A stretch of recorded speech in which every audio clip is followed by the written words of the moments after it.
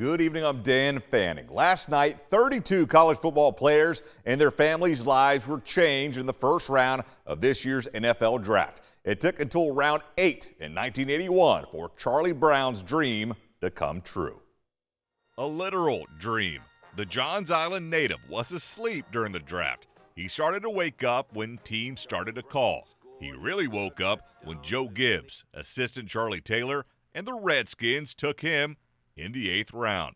I've always been a huge Charlie Taylor fan, and just happened so he's the one that discovered me at South Carolina State. A lot of people don't know that.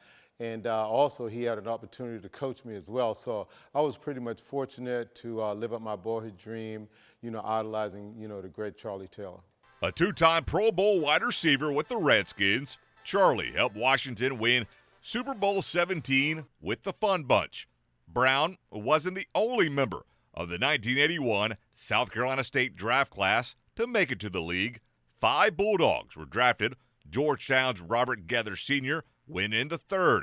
3 more alums were given free agent deals, including Wamala Island's Leroy Robinson. I think it's the best draft class probably in HBCU history, if not in the top 2 or 3. But definitely we are the best in the MASC and the best in South Carolina State school history. And SCSU has produced a lot of pro talent.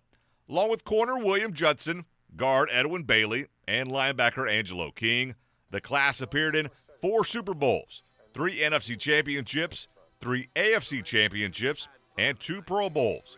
But one number sticks out to Brown, 44. Dan, it's been 44 years. That's a long time where nobody have given us publicity. And it's not about the great teams at South Carolina State. It's about the 1981 draft class. And I want people to recognize us, and I want people to honor us.